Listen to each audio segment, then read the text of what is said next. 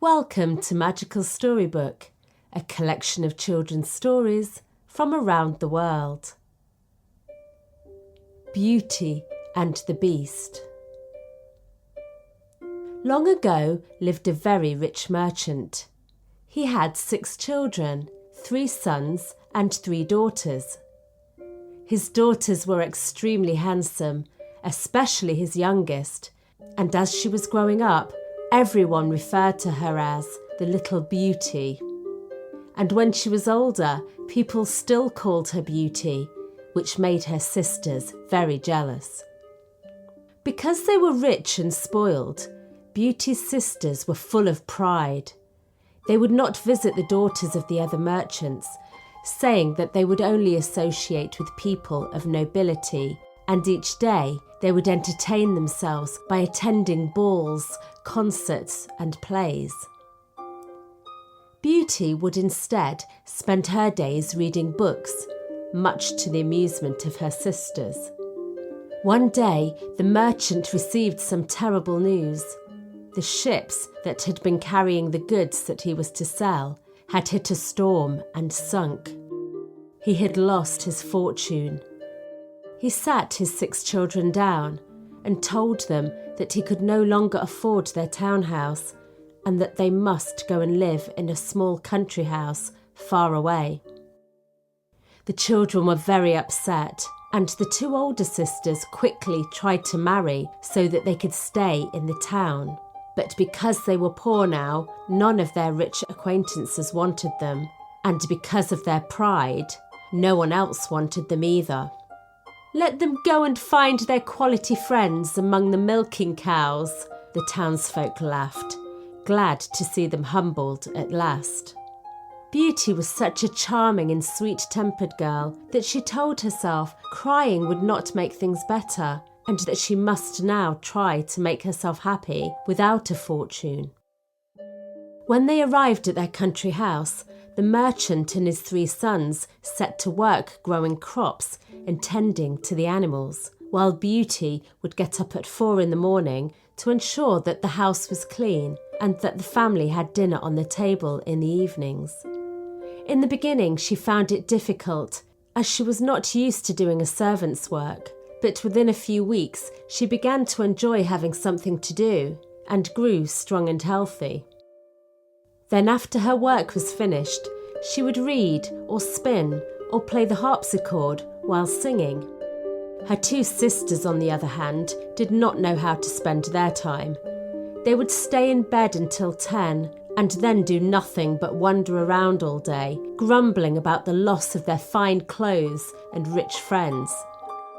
They not only left Beauty to do all the housework, they also insulted her at every opportunity. "Look at our sister," they would say. "What a poor, stupid creature she is, to be contented with such a miserable situation." But Beauty did not let their words dampen her cheery nature. One day, the merchant received a letter saying that one of the ships with his goods on had unexpectedly arrived safely at the port. His older daughters became excited that their fortunes may have been recovered, and when they saw their father preparing himself for the long journey, they begged him to bring them back some new gowns and ribbons. "And what will you have, Beauty?" asked her father. She worried that the salvaged goods on the ship may not have been enough to give them back their riches, so she answered, "Since you have been good enough to think of me, please bring me back a rose, for none grow hereabouts. They are indeed rare." The merchant set off towards the town, but he was not able to claim any of his merchandise from the ship, and he returned home as poor as when he left. He was riding through a forest about 30 miles from home when he became lost. While he was trying to find the path home, it began to rain and snow, and the wind became so fierce that it nearly blew him off his horse. When the night started to draw in, he panicked that he would freeze to death or be eaten by the wolves that he could hear howling around him. So he walked on a little further, and was relieved when he saw a light in the distance. He rode towards it, down a long walkway of trees, until he saw a palace that was lit from top to bottom. The merchant sped towards it, and when he got there, he saw a stable open, so he took his horse inside and left her to feed on the manger of hay and oats. When the horse was settled, the merchant walked up to the house. He was surprised that he didn't meet anyone in the outer courtyards. Inside the house, he called out, but there was no response. He walked through a door into a great hall where there was a roaring fire and a table with dinner laid out for one person. He drew the chair near to the fire and sat down to warm himself. I hope that the master of the house or his servants will excuse the liberty I take, he thought, expecting them to appear any moment. But he waited, and even when the clock struck 11, there was still no sign of life. Eventually he felt so hungry that he took some chicken from the table and ate it up, worried the whole time that he was eating someone's dinner. After this, he drank a few glasses of wine, and then, when he was feeling more courageous, he began to wander around the house. He passed through several grand rooms with magnificent furniture and eventually came to a bedchamber. As it was now past midnight and he was so tired, the merchant closed the door and went to sleep. It was 10 o'clock the next morning when he finally awoke. As he sat up, he was astonished to see a good set of clothes laid out in place of his own soaked clothes. He looked out of the window and saw that the snow had completely disappeared. The window was overlooking a garden with the most beautiful wooden arches, covered in the most stunning flowers he had ever seen. He got dressed and returned to the great hall, where he found some breakfast laid out for him on the table. "Thank you," he said out loud to whoever may have been listening.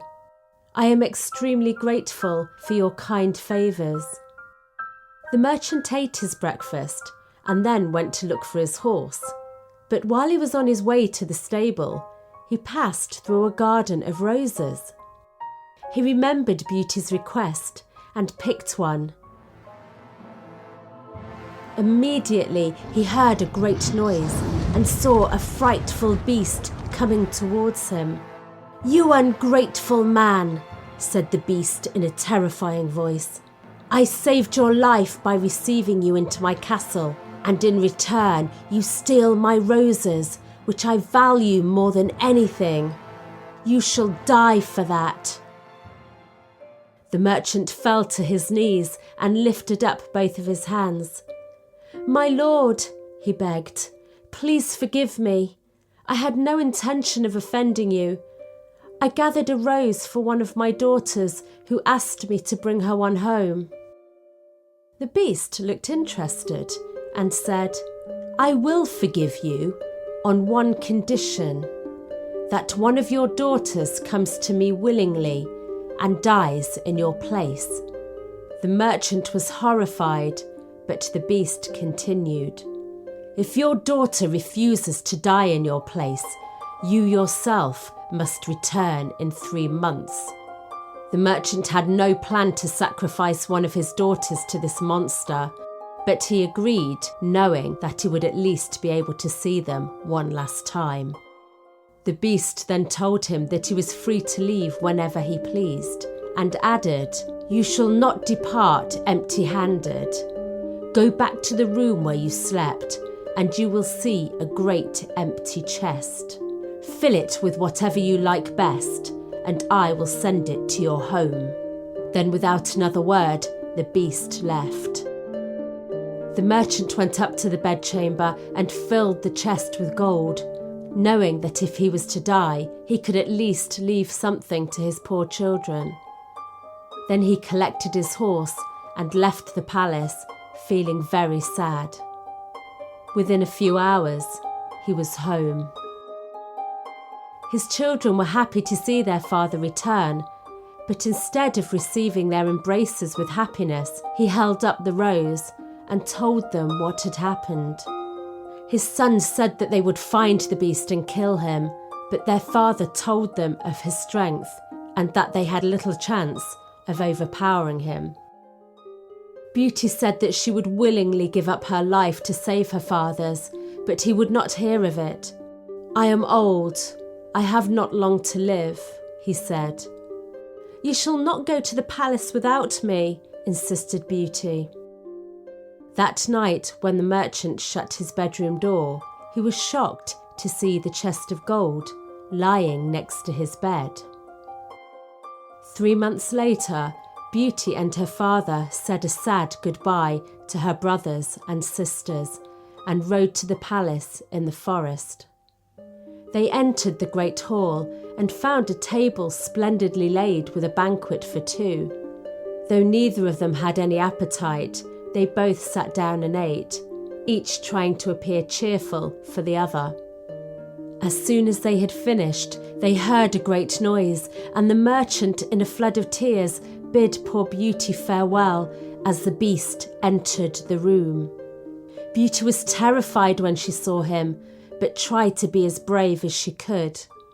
The beast thanked her for coming willingly, and then told her father that in the morning he should leave and never think of coming back to the palace again. Then he left the room. "Oh, daughter," said the merchant, embracing Beauty and begging her to let him take her place. But as frightened as she would not hear of it. That night, Beauty dreamed that a fine lady came to her and said, "Beauty, your goodness in giving up your own life to save your father's shall not go unrewarded."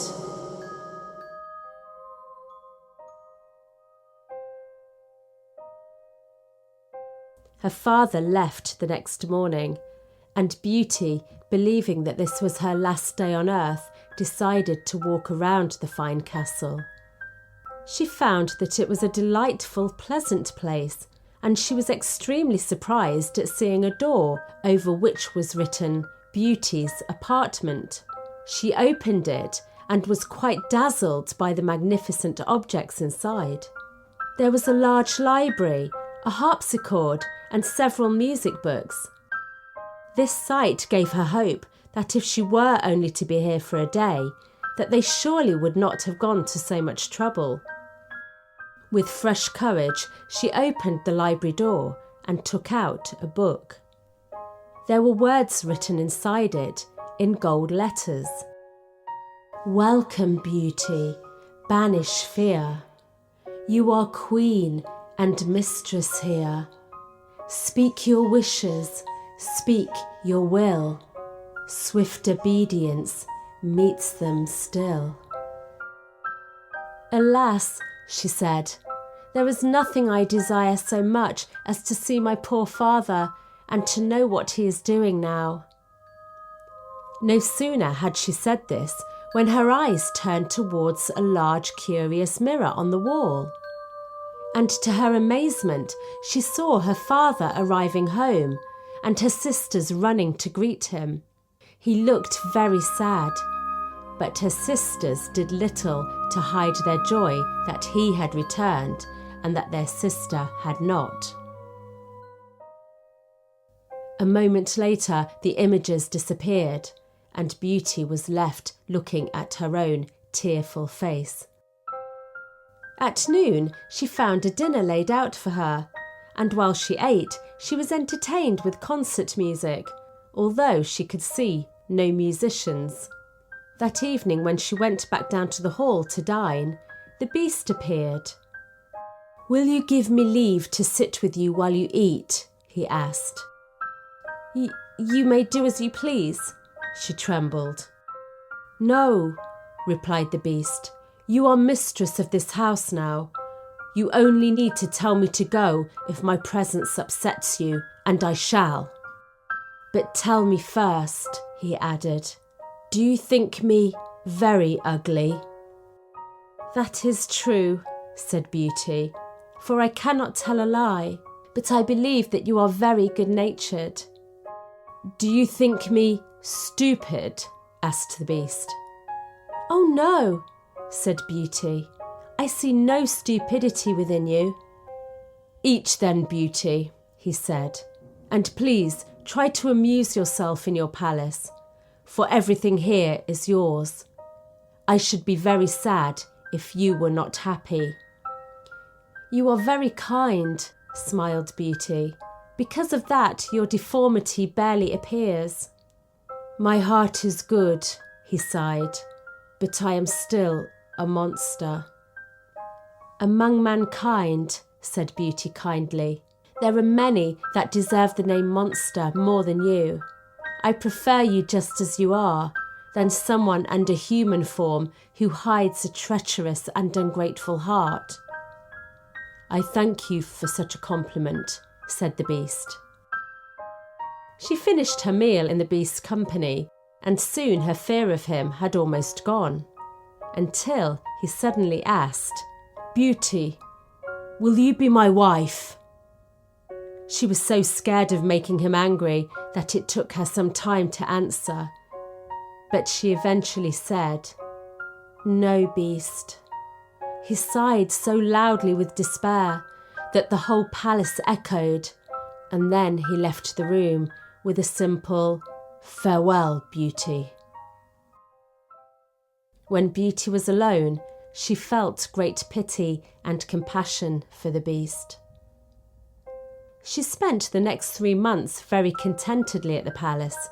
Every evening the Beast would visit her and talk to her during supper, and Beauty soon began to very much enjoy his company, and she looked forward to his visits. But every night he would ask her to be his wife, and every night she would say, "No, Beast." "I know too well my own misfortune," he said to her one evening, "but I will be happy if you will just stay here with me. Will you promise that?" Beauty went to her room and looked into the mirror. She saw her father sick in bed. She said to the Beast, "I promise that I shall stay. However, I need to go now and see my father. He is pining for me, and I long to see him again. I shall return within a week." The Beast gave her a ring and said, "When you want to return, you need only lay this on your bedside table before you go to bed." "Farewell, Beauty," he sighed. The next morning when Beauty awoke, she saw that she was back in her father's house. Next to her was a large trunk full of fine clothes covered in gold and diamonds. She thanked the Beast for taking care of her and went to find her father. They were overjoyed to see each other and held each other for what seemed like forever. Her father told her that her sisters were now married and that her brothers had joined the army. When they heard of Beauty's return, her sisters came to visit. They were so envious of her fine clothes that they plotted to be nice to her in the hope that they could make her stay longer than a week and make the Beast angry with her. "Hopefully he will then devour her," they laughed. Their plan worked. For the first time in her life, her sisters were so affectionate to Beauty that she wept for joy. And when the week was over, they begged her to stay, which she did. Beauty missed the Beast terribly and longed to see him again. But after 10 days, she was still at her father's house. That night, she dreamt that she was in the palace garden and that she saw the Beast lying on the ground, dying. She woke up with a start. "Oh, why did I refuse to marry him?" she thought. "He is good and kind, and he has made me so happy. His appearance is not his fault, and I should be happier with him than my sisters are with their husbands, who are handsome to look at and witty." She immediately placed the ring on the table and went back to sleep. When she woke the next morning, she was thrilled to find herself back at the palace. She got dressed and ran to find him. He was nowhere to be seen. She waited until supper time, as he never missed eating with her. But when 9 o'clock came, and he still did not appear, she felt a deep sorrow. Remembering her dream, she ran out into the garden and found the beast lying on the grass in the very same place. She threw her arms around him with no fear in her heart at all and felt his heart beating. The beast opened his eyes. "I thought that you were never coming back," he said. "I have been so sick that I am dying, but I die happy having seen you one last time." "No, dear beast," cried Beauty, "you must not die. I cannot live without you. I want to marry you." She had hardly finished saying these words when she saw the palace sparkle with light.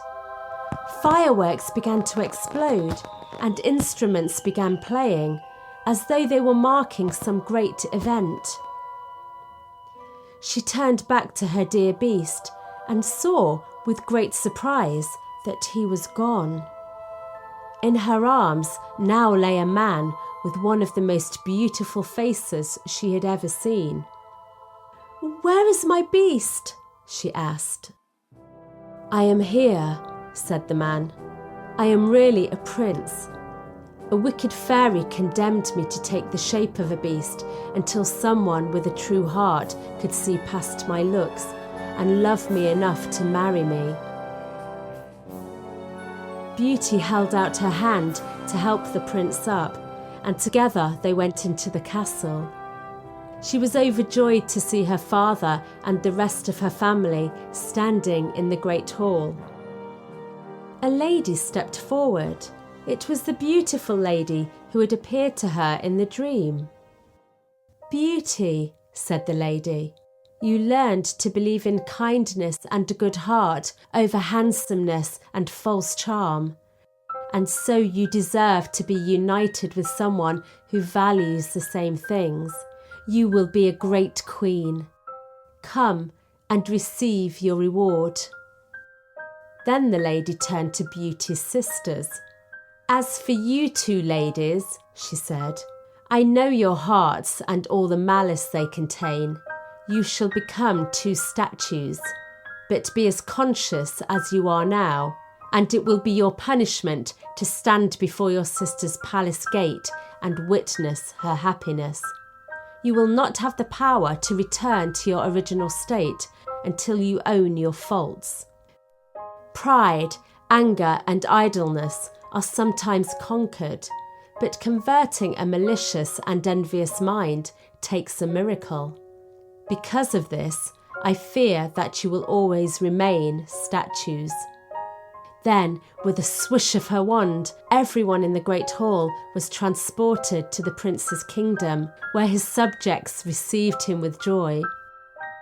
Beauty and the prince were married, and their happiness, as it was based on a foundation of kindness and understanding, was complete.